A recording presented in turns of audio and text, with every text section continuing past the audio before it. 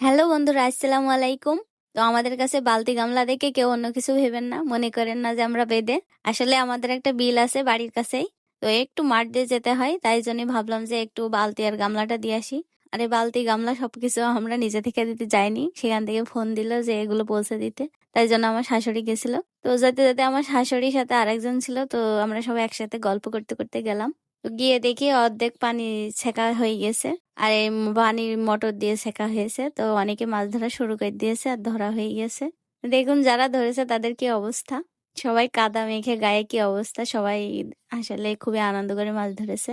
আর এর সাথে অনেকেই যুক্ত হয়েছে, আমাদের ছাড়াও অনেক বন্ধু বান্ধব অনেকজন। তো দেখুন আপনাদের ভাইও মাছ ধরছে, তো ভাবলাম যে তার একটু ভিডিও আপনাদেরকে দেখাই। ওর সাথে সাথে ছোট ছোট বাচ্চারাও আছে, সবাই খুব আমোদ করে ধরছে।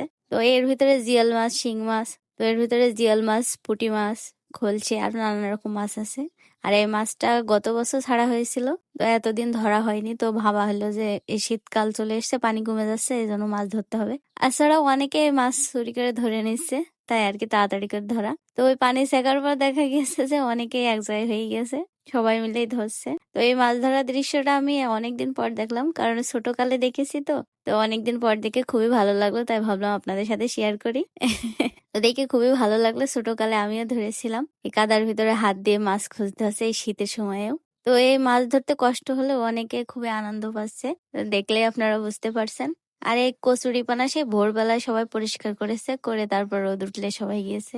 আর মাছের পরিমাণ বলতে যা ছাড়া হয়েছিল তার থেকে সেই পরিমাণ পাওয়া যায়নি, কারণ অনেকে ধরে নিয়েছে। তো যেগুলো পাওয়া গেছে সেগুলো আলহামদুলিল্লাহ খুবই ভালো। আর এগুলো ভিডিওতে দেখাবো আপনাদেরকে।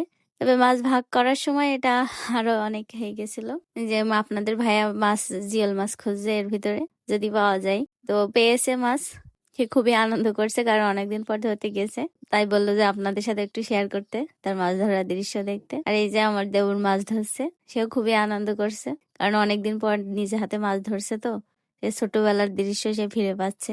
যারা আরো ধরছে অনেকে, এর ভিতরে অনেক সাপ ছিল, তো সাপ পরিষ্কার করে তারপরে ধরলো। আর এই মাছ হাতে ধরার থেকে দর্শক আরো বেশি সংখ্যার পরিমাণ ছিল, কারণ সবাই মিলে দেখছিল যে কে কতগুলো মাছ পাচ্ছে, কে কতগুলো ধরতে পারছে। তো দেখতে খুবই ভালো লাগছিল। অনেকে আবার হাতে কাটাও ফুটে গেছে, আপনাদের ভাইয়ার হাতেও কাটা ফুটে গেছিল। সে তখনই ধরার শেষ করে দিয়েছিল, দিয়ে বাসায় চলে আসছিল, এজন্য আর কি ভিডিও দিতে পারিনি। অনেকগুলো সাপও ছিল। যারা গ্রামে বাস করেন, এরকম পুকুরে মাছ ধরেন, তারা অবশ্যই একটু কমেন্ট করেন যে আপনাদের মাছ ধরতে কেমন লাগে। আপনাদের এই মাছ ধরার অনুভূতি সম্পর্কে আমার খুব জানতে ইচ্ছা করছে। আপনারা ভালো খারাপ কমেন্ট করবেন, আর আমি এটা অবশ্যই আশা প্রার্থী। আর আমার প্রতিটা ভিডিওতে লাইক, কমেন্ট এবং শেয়ার দিয়েন, এটা আপনাদের কাছে অনুরোধ থাকবে।